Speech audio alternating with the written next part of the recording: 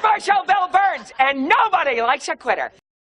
Lately, everyone been talking crazy. Feel like everybody's got some to say. They misinterpreted my good intentions and expected I was just gonna step away. If there's a heart that pumps and there's a breath to take, then I won't bite my tongue as long as I'm awake. And they don't have the guts to make a dumb mistake. I'd rather crash a car than never touch the brakes. I built this in-house. They're the kind of people that be dying for exposure. They're the kind of people that get mad and lose composure. They're the kind of people that are never going forward. They're just the ones that are looking for apologies. Hating real loud, but they follow me. Screaming at the top of their lungs, I'm the scum of the earth. In the same damn breath, trying to preach about equality.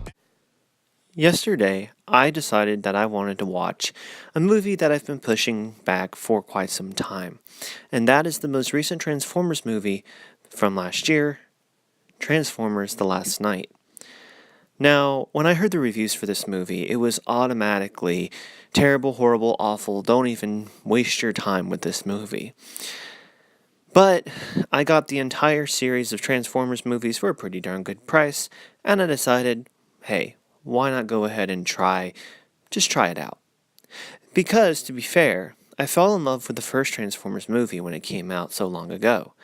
I love Sam Witwicky, I love Megan Fox's character, and, of course, I love the Transformers. The action was great, the comedy was pretty darn good, and the action was intense. It was a pretty solid movie, and for an action flick, I mean, come on. It's a good guilty pleasure. The second one came out, and not as good as the first one. Had its moments, but other than that, it was basically simple and same to the point that the first one made.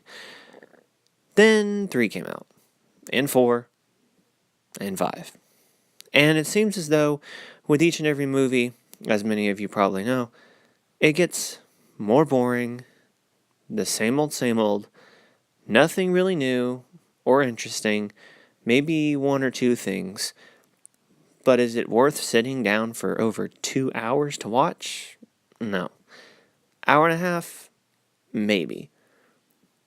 Now, when I put in The Last Knight, I immediately was shocked by how amazingly interesting the first little introduction is. And if you don't know, spoilers, it's set in the Middle Ages. It was awesome. It was interesting. I was like, okay, this seems really cool. And then we got flung into modern day. And that's when it got boring. And not just boring, but there was so much story thrown at you. It was hard to take it in. I got a headache, literally, a literal headache in the middle of the movie. There was only one other interesting scene, and the funny thing is, it also took place in another historical time period, which was, again, spoiler alert, is when Bumblebee goes and it shows him fighting the Nazis. And I was like, now that is interesting. Now, what do I think about The Last Knight overall? Overall, it was a mess, a headache-inducing pain. Was it worth it? No, a waste of 2 hours of my life. Over 2 hours, actually. But, I watched it, and I gotta live with that decision. But right after that, I started watching all these reviews. Jeremy Jahns, Chris Stuckman, Nostalgia Critic, and his Not review. And wanted to see their opinions and views on the movie, as well as the franchise overall. And they basically agreed in the same thing, saying there's nothing new. But I think there is something that The Last Knight hit on that the Transformers movies need to move into if this newest Bumblebee movie, which, by the way, I am extremely excited about. It looks good. It looks small. It's not world-ending stuff. It's very small, very petite, maybe 2 Transformers in it. Please. And Hailee Steinfeld, who I think is a fantastic actress. I would love to see her play in a Transformers movie, especially one of such a smaller and more intimate size. So, yeah, please, that'd be great. But if that was not to work out, which I hope it does, I think one direction that they could put it in is this. That Michael Bay did pretty good in Last Knight, actually, which was show the Transformers in different periods of history.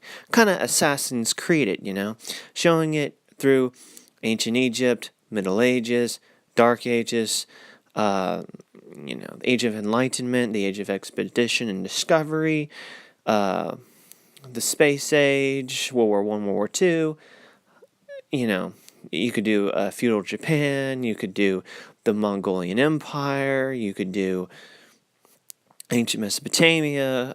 I mean, there's like a whole slew of historical places and things that you could do with this time period with the Transformers that would definitely be interesting. But unfortunately, it seems as though the Transformers franchise just wants to stick with the present, and that's fine if you can, do a good job of it. Which I'm, again, hoping that Haley Steinfeld can do, which I'm sure she can at least make it a watchable film where it's like a guilty pleasure again with the original Transformers movie. Perhaps even making it an okay, good movie that, I wouldn't mind watching maybe once a year because it was fun and interesting. But we'll see. It seems as though Transformers is in the rut that Star Wars is in currently. Actually, let me change that. Transformers at least gives me some entertainment. It doesn't spit in my face and give me the middle finger for being a fan of something. It's just stupid. I would much rather watch a stupid movie than watch a movie that craps on me, and then if I don't like it, tells me I'm garbage of a human being for not liking their movie.